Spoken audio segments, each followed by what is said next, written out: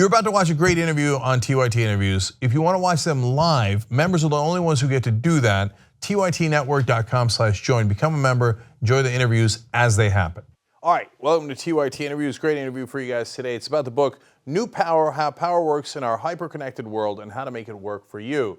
Difference between new power and old power, really interesting. Joining us are the authors of that book, Jeremy Heimans and Henry Timms. Thank you guys for coming out today. Really appreciate it. Great to be here. Okay, I should let everybody know before we get started that Jeremy is the co-founder and CEO of Purpose. He also co-founded Get Up, an Australian political organization. He is co-founder of the global campaigning organization Avaz, the LGBT rights platform All Out. Is there anything he hasn't co-founded? I'm not quite sure. And Henry is the executive director of 92nd Street Y and a visiting fellow at Stanford University Center for Philanthropy and Civil Society. All right, that's a lot. So let's get started on the book because I'm fascinated by this topic. Guys, can you explain what the difference between new power and old power is for people who haven't heard about it at all? Well, yeah, I mean, it's great to be here. Think of the difference for a moment between Harvey Weinstein and the Me Too movement. So think about the way those two people exercise power. So Harvey thinks of power as a currency, something that you hoard, and over decades he spent that power to reward his friends, to punish enemies, and to kind of build this elaborate hierarchy that he sat on top of. And now consider what kind of power helped to topple him. And that really was the Me Too movement. And the Me Too movement works fundamentally differently. And so new power is really this ability to harness the energy of a connected crowd.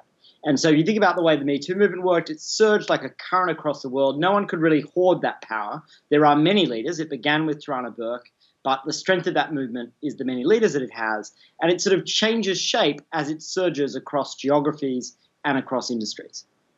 So you talk about harnessing new power, but is that really possible? Like if you set out to harness new power, could you? Because I think that a lot of people have this perception that it's almost random. You don't know what's going to go viral, why it goes viral, how it goes viral. Is that really true, or could you actually break it down? You know, I think one of the stories of some of the most powerful actors of our age is they're people who have worked out how to harness new power. So just think about Facebook, which is in the news right now. Facebook has done this amazing job of creating this new power machine, which has kind of got billions of people participating and engaged and collaborating on a daily basis. But the big question of our age is, are the new power platforms that we use, like Facebook, actually promoting new power values around collaboration? Or is what's really happening that we're all getting trapped on these kind of participation farms where we all participate and somebody else gets powerful? Well, that's a good question. Well, right now, certainly Facebook and Google have the power, and Amazon as well.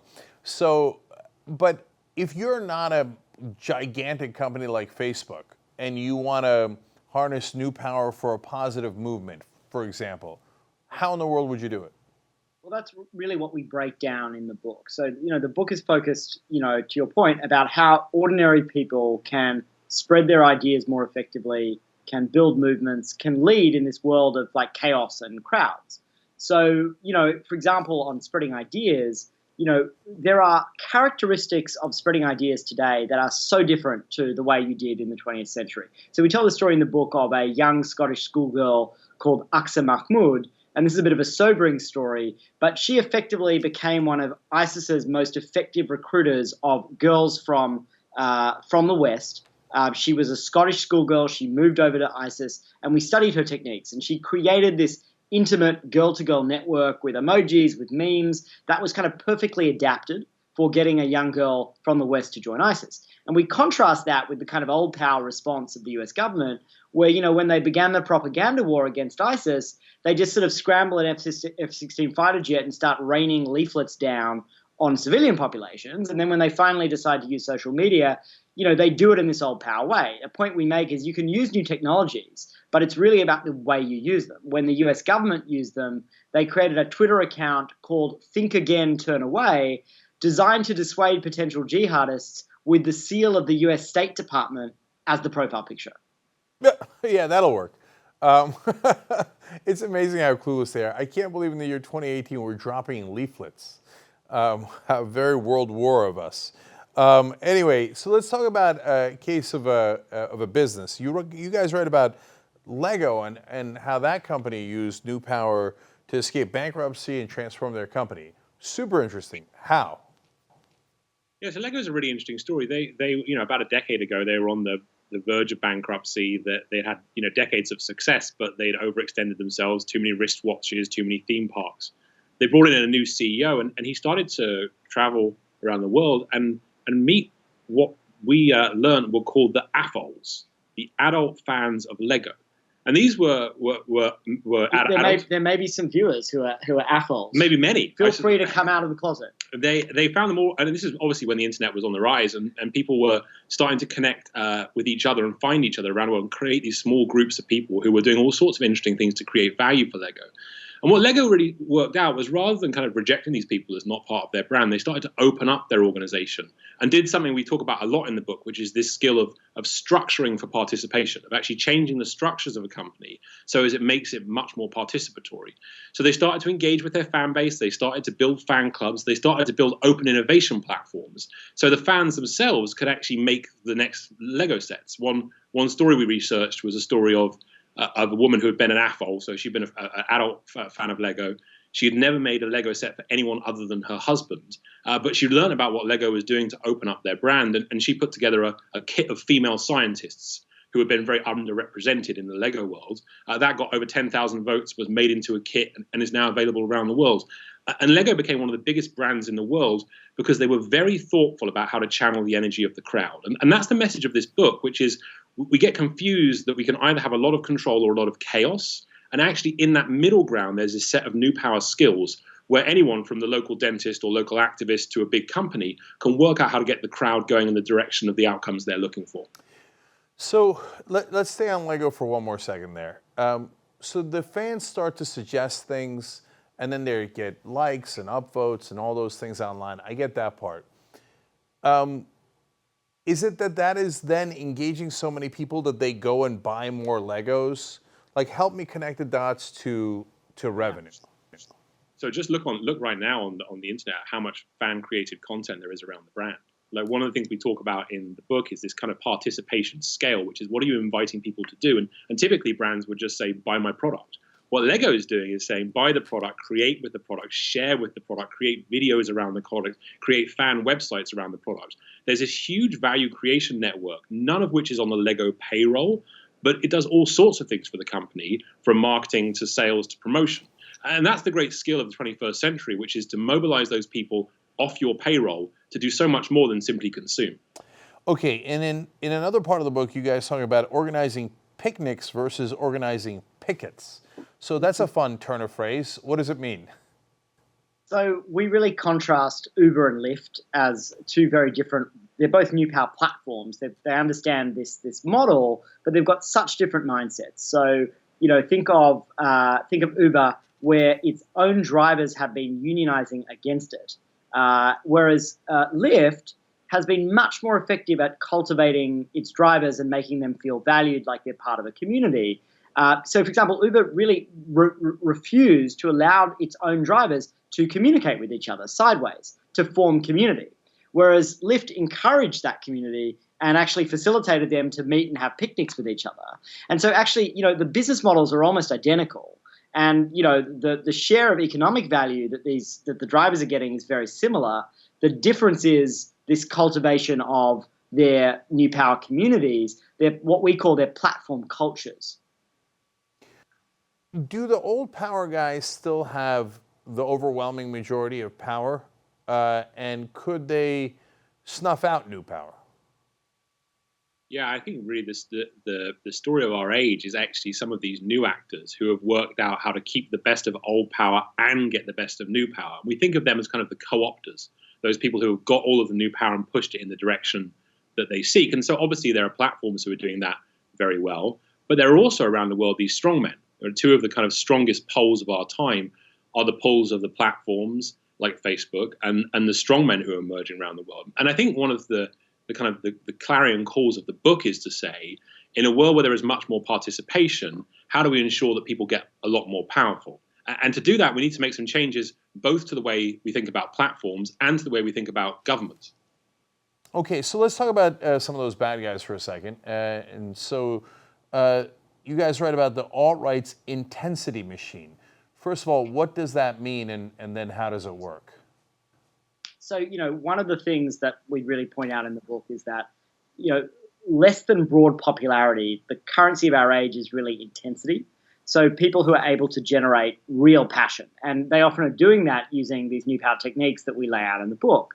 And unfortunately, the bad guys have really cottoned on to this. So if you think about the alt-right, think about the way those primarily young men on Reddit and 4chan sort of fermented and created this little marketplace of ideas, of memes on those platforms that then seeped into social media, and that people like Donald Trump then elevated and retweeted. So Trump created this sort of symbiotic relationship with the alt-right where, in a sense, they were his decentralized social media army.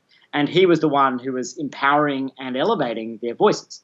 So that generates intensity because the people who are part of that have tons of agency. They can be really creative about spreading their hate, which is actually very similar to the story we told earlier about Aqsa Mahmoud. So, our argument in the book is that those on the side of the angels, the sorts of people who follow the Young Turks, we need to get really good at this if we want to spread our values.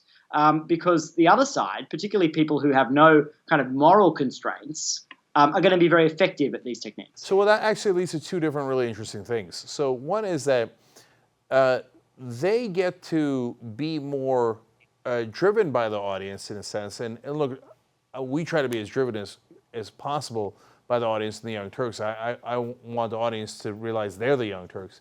But if you do that on the left side, there will be some people who will say the wrong things, and then we'll try to rein them in and go, hey guys, don't say that, that's out of bounds, etc., right? And we try really hard with that. Whereas the right, or at least the alt-right, there are no bounds. So they don't care what anybody, in fact, they kind of like it that they're saying really threatening, outrageous, potentially illegal things. So does that give bad actors some, not all, but some advantage in this new power paradigm? Yeah, I think one of the things we were in the UK recently and talking to some people involved in the Momentum movement, which is working alongside the Labour Party on the left in an interesting way. And actually, they have exactly that dynamic going on now, that they have this kind of decentralized social media army which is supporting the party and doing all sorts of exciting and creative things in terms of creating memes and ideas that would never have come out of kind of party central. But it's also bringing about a whole series of issues which people are finding very unpalatable in terms of its pushing to the extremes. But I think the question ahead is, anyone who is looking to shifting outcomes is going to need to develop these kinds of intensity machines around things that matter most. And where we want to shift the argument in the book is to start to say, okay, think about the climate scientists, think about the people who are health professionals, think about those who share Enlightenment values. That kind of expertise and professionalism matters more than ever. But if we have those people who have all the right values and none of the right intensity, they just simply aren't going to win in an age which is going to be defined by who mobilizes best. So why does the intensity matter so much? So if one side has 10 million people who are not that intense, and the other side has 1 million people who are super intense, well, if you're voting or they're buying stuff, shouldn't the 10 million win? Or for some reason of this dynamic, is it that the 1 million wins? Well, ask Hillary Clinton or ask the NRA. Like in both cases, what we're seeing is like favorability in the case of Clinton, right? She was always having higher favorables than Trump. She just didn't have higher intensity.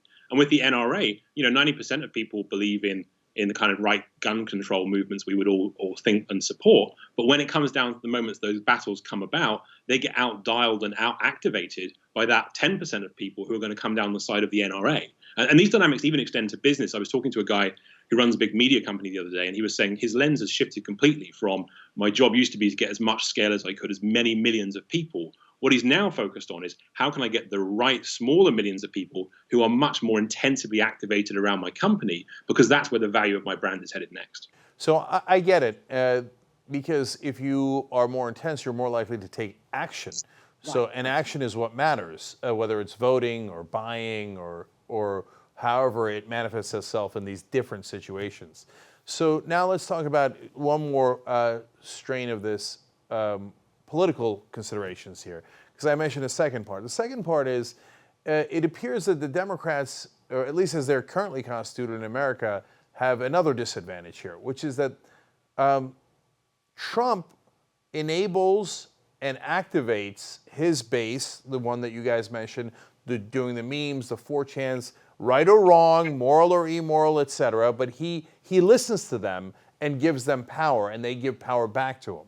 Whereas the Democrats never listen to their base, and so for example, Black Lives Matter, that's a new power group.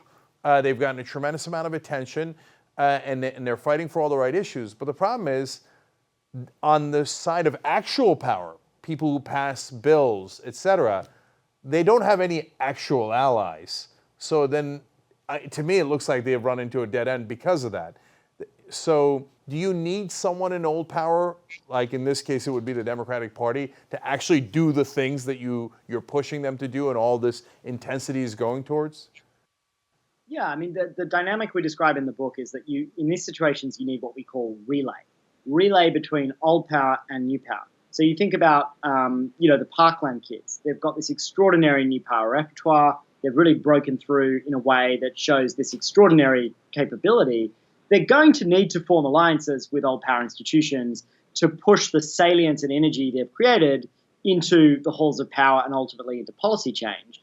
I don't think that means they should become an institution themselves, because their power is in being leaderful, it's in being decentralized, it's in that surge, right? But they do need to form those alliances. So we want to see more of those relays. So the Black Lives Matter movement is a movement that we study in the book, and we spoke with Alicia Garza, the co-founder, and I think they're thinking very actively about that question. And we need these, on the progressive side, we just need these ecosystems to exist where the kind of movement actors are actually talking to and coordinating with the party and the institutions so that we can win. But as you say, right now, they're kind of in two camps.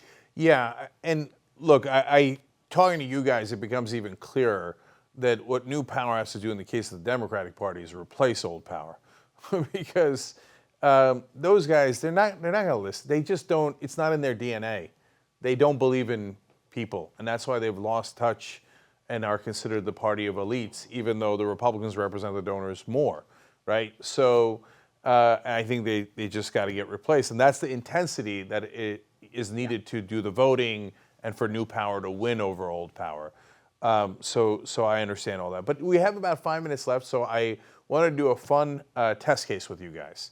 So I was going to say pick a random company, but I decided why not pick our company, okay? So if the Young Turks wanted to use new power, and we do, if you were here, and of course it's much more complex and you'd have to see the inner workings of the company, I understand that, but we're having fun. So let's just do this exercise. What would you suggest as a way of activating new power for a company like us? Well, one of the concepts in the book that we describe, particularly for people who are starting businesses or running things that they need essentially they're selling stuff or they're promoting stuff, is this concept of the participation premium. And so we sort of studied what made things take off. And media companies get sticky, people who are running crowdfunding campaigns. There were three elements. One was this higher sense of purpose. I think you guys have that. The people who watch you clearly understand this kind of sense of purpose that you embody and the values you stand for. The second thing is obviously they need to get something of value in return. You're delivering the content. But the third element is participation. And I think this is where a lot of people fall down, which is that how do you really take your viewership seriously as a community? How can you invest them much more deeply into the work that you do? How can you make them protagonists? How can they appear inside the programming? How can they make contributions to the priorities that you set? How can they make your work better? How can they do your research for you? We study a really fascinating media company in the Netherlands called De Correspondant that basically crowdfunded its way. It raised about 2 million euros in crowdfunding, and it just has this huge subscriber base, and it really treats them as protagonists. It does really subtle things like, the profile, the picture of the commenter. You can actually put your whole biography into De Correspondant as a commenter and explain your expertise. And no article starts in De Correspondant without the journalist first briefing the audience and asking them for input. So let's take their example, because that's more interesting because they already did it. What did that lead to? Did it lead to more subscriptions for them? Did it lead to more viewers? fill that out for us. So another interesting example is actually The Guardian. If you look at what The Guardian's doing now, they've actually thought about their journalism, they're hundreds of years old. But they're now thinking about a bunch of interesting things. One is more participatory journalism. So the journalism itself has opportunities to participate through our articles. Two, they're doing things like they're actually crowdsourcing. They have a database of police killings around the US, which has been crowdsourced by their readers. So they're asking people to actually be witnesses and participants. And three, what they're beginning to do now is actually create this kind of very dynamic membership base, which builds on the intensity they have as a brand. And rather than simply saying to people, we want you to subscribe, they're saying we want people to help promote and defend our values. And they're making more money now from their members than they are, in some cases, from their advertisers. And all of these things, and if you're looking for a prescription for young Turks, all of these things are small acts of participation. It's about finding new ways to invite people to engage with your brand. And to do that well, and we tell these stories in the book, it's not like the organization who gets lucky with an ice bucket challenge once in a while. It's an organization who day after day after day tries to refine a set of skills that we all need to learn, which are these skills to mobilize in a new power world. And to this point about intensity, those people are then loyal. They renew. In the case of De Correspondant, they keep renewing. They have an extraordinary renewal rate. And they've got this real base of people who will be with them even through the hard times. So a minute left. At the end of the day, does New Power inevitably win and we have more of a participatory process, or could old power, the top-down, reassert itself? So I think that's the question of our times. And I think we definitely believe there's going to be a world of more participation. We're all going to be engaged more in these delightful platforms and these delightful experiences. The question is, who shapes that participation? Will it be the people who co-opt it and usurp it and take it away from us? Or will we work out more structural ways for organizations and individuals to take that participation and use it to genuinely make all of us more powerful? And that's the ultimate mission of the book. All right, wonderful. Everybody check out New Power, How Power Works in Our Hyper-Connected World and How to Make It Work for You. Fascinating conversation. Jeremy and Henry, thank you so much for joining us. Thank you. It's been terrific. If you liked the interview that you just watched, I got great news for you. If you become a Young Turks member, you can watch them live as they happen. Only the members get that. You also get Young Turks live. You also get Aggressive Progressive live and Old School live. Everything is available for the members and commercial free. tytnetwork.com/join.